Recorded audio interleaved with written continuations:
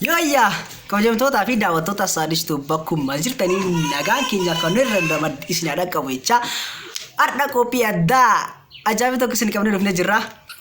Kopi maashaallah tan takka akka ajaa'ibaat aasaa diqqa tokko nam jaba artist lookoo aashanii waliin godhuuf saadistuu irratti affeeree jira.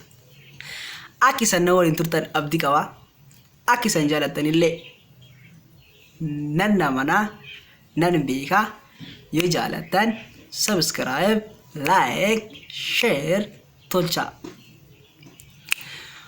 Kopiin keenya kana tirtokoo wajjin godhuuf dhiyaadhe gaafii gabaabduu xiqqoo tokko waliin godhuuf.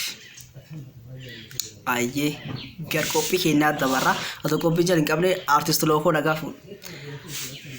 Artist lookoo yoo yabaartu fayyaa nageenyi si wadaadha jajjabduu jirtaardhaa si ga'e. Nagaan guddaan akkana si fuku maal si fakkaata? Nagaan guddichaan si fuku kunini maal si fakkaata? Tun jaala lipsiti nagaan guddaan kun. Tun jaala lipsiti nagaan guddaan kun. Ayyee nagaan guddichaa si fuku kunini jaala lipsa jettatiyyuu. Akkasuma lookoo ta'e akka malee si jaaladha Allah.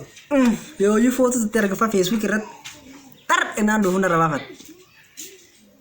Allah yoo ammoo sagalee tantee dhaga'u qoonqoo tantee dhaga'u agas caala. Lookee ta'inna ishee gargaa fi taantuu darbinaa anaaf jechuu bucheen kun yooyyuu wal argine maanta yoo sirnaa asii wal garre maanta. Agartee bokkaallee ni rooba guyyaa sun lafa bonaallee. Agartee bokkaallee ni rooba guyyaa sun lafa bonaallee.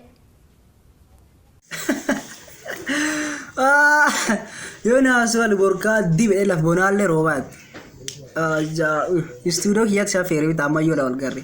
Bokkaan gula roobu hin dhabire. Duumes qaba ammayyoo akka roob jiraayyee. Naaf lookoo wal arge bokkaan roobu dhabu. Yoo naas gar bokkaan roobaa. Eshi gara asa taanu darbina gaafii taantu darbina ayyartes lokote naasi waliin turre asa dheera waliin goone wajin tabanne wajin bukhare uumat keenya kana waliin tapsiifna naane indan dawnaan maaliif indan dawnaan jet maanta tamannaat injaare manjit injaarte narifachiiste na hoofalchiiste.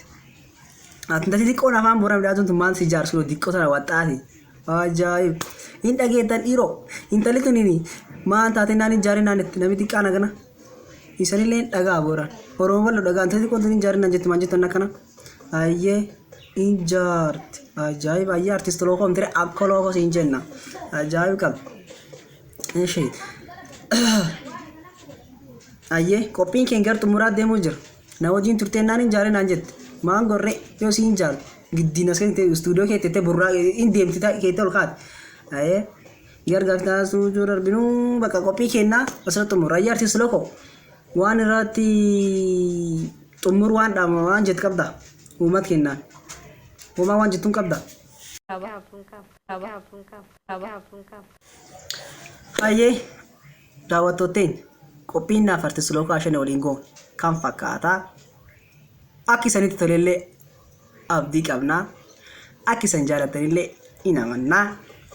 Gaafa lookoo wal argine waliin taphanne waliin bohaarre gaafii waliin goone hono dhufne.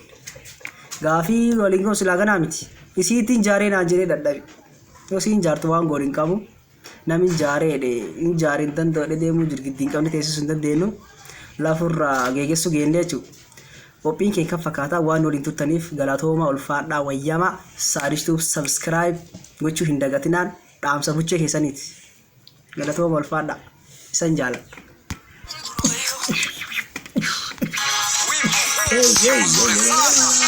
Hey.